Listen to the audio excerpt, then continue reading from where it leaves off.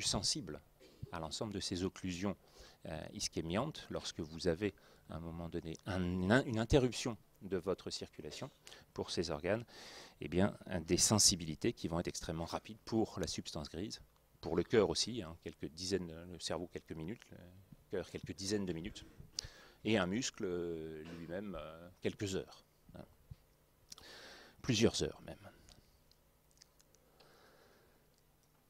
Sur la consommation maintenant répartie par organe, on reprend sur des masses à peu près communes pour des chiffres assez simples, hein, et donc on aura toujours sur l'ensemble des éléments que je vais vous montrer là des approximations dont vous ne me tiendrez pas rigueur. Pour voir sur le poids total et la VO2 au repos, une répartition donc, qui se fait globalement un quart pour le muscle, qui est en quantité importante, même si par unité de masse au repos, comme on vient de le voir, la quantité de la consommation est faible, la quantité est tellement importante, hein, que vous avez une répartition de l'ensemble du débit de perfusion et donc de la consommation d'oxygène en rapport à peu près à 25%. Fois le cerveau 20%, le cœur 10%, pour un organe qui fait à peu près 300 grammes. Hein. Et puis, lorsque vous multipliez ça l'un par l'autre, donc vous avez des variations en quantité totale, 75 millilitres par minute, 60, 30 pour le cœur, et c'est à l'exercice, pour une VO2, pardon, au repos, pour une VO2 totale à 300 millilitres par minute, qu'on a vu tout à l'heure, et c'est à l'exercice, comme je vous le disais, qu'on va regarder ce que sont ces augmentations, ces consommations, puisque c'est par ce biais-là qu'on va avoir, dans des efforts longs, intenses, soutenus, et mettant en jeu, comme c'est le cas ici à l'aviron, l'ensemble de vos masses musculaires, hein, les sports les plus complets, une augmentation musculaire majeure, hein, facteur 30 ici, qui va représenter 80% de l'ensemble de la consommation, cette fois-ci de l'oxygène, lorsqu'on est en condition d'exercice. Et si le cerveau et le cœur voient leur part relative diminuer de façon importante, puisque c'est le muscle qui va la prendre, cette fois-ci à 3 et 5%, il n'en demeure pas moins que vous augmentez d'un facteur 1,5, 1,6 pour le cerveau. Donc vous avez une augmentation du débit de perfusion cérébrale, et vous avez bien entendu un facteur 5 au niveau de la consommation cardiaque, puisque vous passez de 30 à 150 millilitres minute, qui est en rapport direct avec l'augmentation du... Pourquoi est-ce que le cœur multiplie son débit coronaire et donc sa perfusion tissulaire? Ce que vous avez là, sa consommation d'oxygène d'un facteur 5, c'est parce que le travail qu'il fournit va être multiplié par, au hasard un chiffre, 5. S'il a un travail multiplié par 5, une consommation multipliée par 5, c'est globalement parce qu'il va produire un travail 5 fois supérieur et que le débit de perfusion total, donc celui dans lequel va se boucler la totalité de la circulation, va être multiplié par 5. On passe de 5 litres par minute, grosso modo, à 25 litres par minute de débit cardiaque. Donc sur tous ces points-là, il y a des fonctions adaptatives progressives qui font que vous allez mettre en jeu des capacités d'augmentation de la pression, d'augmentation, de dilatation de la circulation systémique au profit du muscle principalement, hein, c'est celui-là qui va avoir l'effet majeur. Et donc vous avez des rapports directs entre ces valeurs. Et pour arriver à une consommation qui, elle, sera multipliée par 10. La consommation totale d'oxygène va être supérieure à l'augmentation du seul débit, par des effets qui sont liés aussi au relargage plus facile de l'oxygène par l'hémoglobine. Donc une quantité qui sera plus importante au niveau de la consommation d'oxygène que ne l'est celle du débit cardiaque lui-même. C'est bien clair ces différences-là? Si vous avez besoin qu'on revienne, vous me le dites à chaque fois. Rentrons dans ce que sont, pour l'organisme entier, que je mets tout en haut à gauche, les conditions de transport et de consommation d'oxygène. On va continuer à détailler un petit peu ça. Si vous regardez donc ces conditions de transport, on va regarder d'abord la partie artérielle, on regardera la partie veineuse ensuite. Pour le transport artériel de l'oxygène au repos, c'est, on l'a dit, le produit du débit, donc du débit cardiaque, si on veut regarder sur l'ensemble de la circulation systémique, que multiplie le contenu en oxygène. Il est d'environ 200 millilitres par litre de sang. 200 millilitres d'oxygène sont contenus dans un litre de sang. Et au repos, vous multipliez donc par le débit cardiaque. Je ne l'ai pas pris à 5 cette fois-ci, je l'ai pris à 6. Peu importe, vous montrez à 30 litres par minute à l'effort, tout autant. C'est des valeurs que l'on mesure chez l'homme. Et donc, on va avoir une quantité totale transportée, je dis bien, et je ne dis pas consommée. C'est 1200 millilitres par minute, c'est celle que l'ensemble du système artériel va sortir finalement du poumon et puis emmener dans la circulation systémique jusqu'aux organes qui vont à ce moment-là piocher ce dont ils ont besoin. Okay, c'est la quantité totale, cette fois-ci. Le transport, à ce moment-là, va se faire, et l'échange va se faire, vous l'avez vu l'année dernière, principalement au niveau des capillaires. Et cet oxygène qui va sortir, pas la totalité, mais une partie de cet oxygène, va se mettre à proportion de ce que les organes en périphérie vont avoir besoin, donc la quantité requise, avec des valeurs de pression tissulaire, par exemple, qui peuvent descendre, cette fois-ci à 10 mm de mercure, de pression au niveau de la tension en oxygène intracellulaire, parfois même moins lorsqu'il y a une demande importante.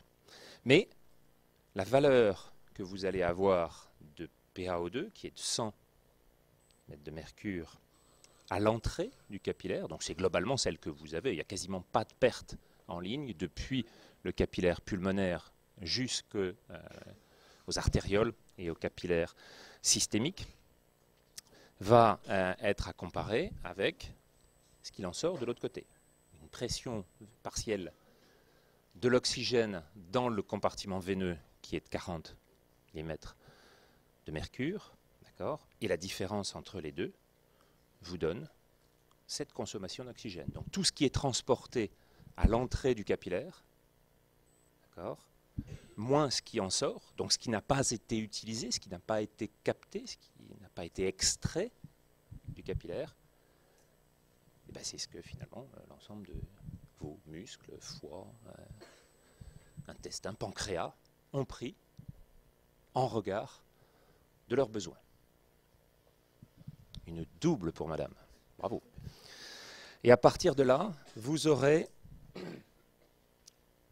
une mise en facteur du débit et donc une différence entre les artères et les veines, différence dite artério-veineuse en oxygène, cette DAV, différence artério-veineuse en oxygène, vous donne globalement, multiplié par le débit, ce qui a été utilisé par l'ensemble de vos organes en périphérie.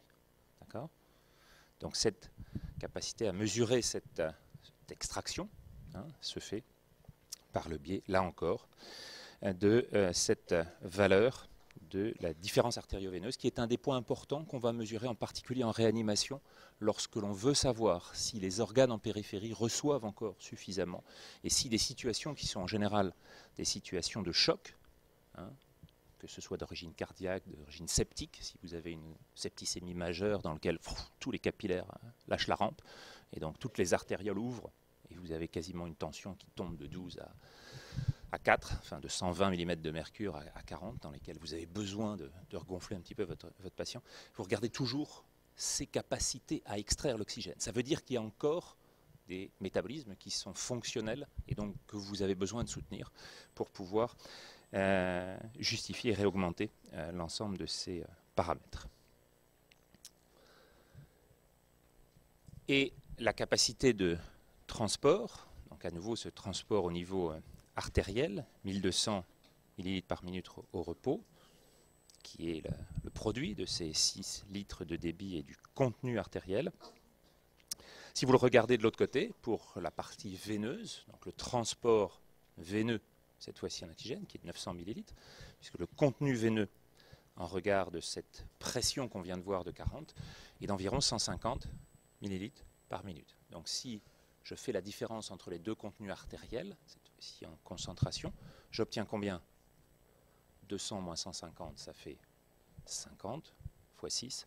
On est bien au repos, 6 fois 50, 300 millilitres d'oxygène, prélevés par l'ensemble des organes périphériques au travers de leurs capillaires pour leurs besoins énergétiques cellulaires. D'accord?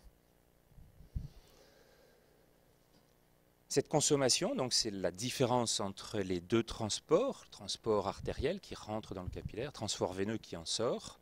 C'est donc le produit du débit par la DAV, on l'a vu, avec des capacités oxyphoriques, le pouvoir oxyphorique qui est présent, donc qui permet de décortiquer encore un peu plus si on va chercher les éléments, les déterminants de ce contenu, que ce soit du côté artériel en entrée ou du côté veineux en sortie.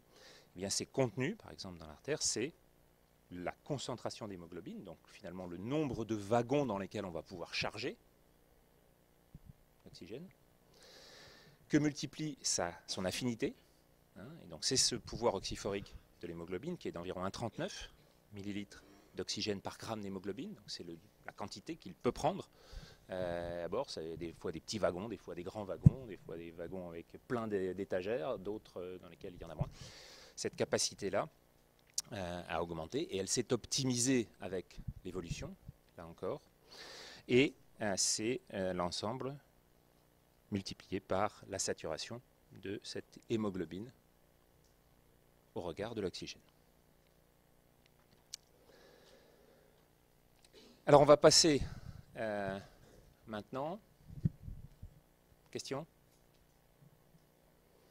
On va donc passer maintenant à ce que sont les paramètres de ce transfert et on va balayer toute la circulation depuis l'aorte jusqu'aux veines caves. Donc on reprend le grand circuit systémique dans lequel vous avez une pression générée par le ventricule gauche qui va aller dans un tuyau principal, l'aorte. Et puis, cette branche va se diviser, le tronc artériel brachiocéphalique, des artères rénales, des artères iliaques qui vont elles-mêmes se diviser progressivement et de façon fractale jusqu'aux artères pédieuses, interdigitales, etc.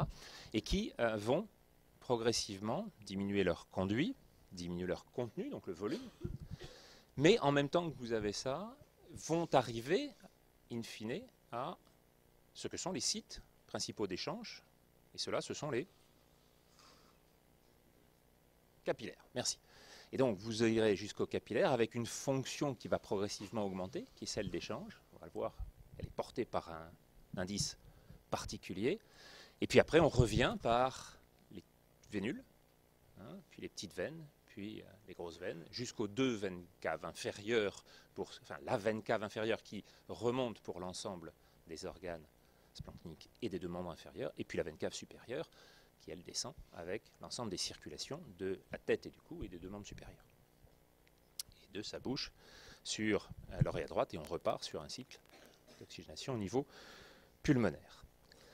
Ce que vous avez là, c'est la variation de la pression qui règne dans le circuit, avec les deux valeurs haute et basse, qui sont étendues de cette ici, qu'on peut symboliser à 120 mm de mercure pour la pression artérielle systolique, à 80, même si ce n'est pas tout à fait en proportion, mm de mercure pour la diastolique, le chiffre bas, qui lui-même est un témoin, on va le voir, de la capacité, non pas du cœur, mais des vaisseaux, à se comporter de façon optimale vis-à-vis de ce débit sanguin.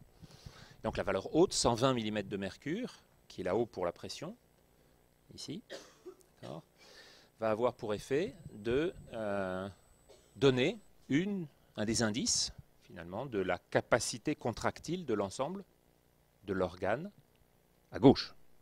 Je vous ai dit qu'elle était 3 fois supérieure à celle qui règne à droite, à la sortie du ventricule droit. Et donc à gauche, vous voyez donc cette tension. Et puis au fur et à mesure que vous rentrez dans la circulation, on descend, on se propage progressivement jusqu'aux grosses artères, aux petites artères, ça change un petit peu, mais modérément.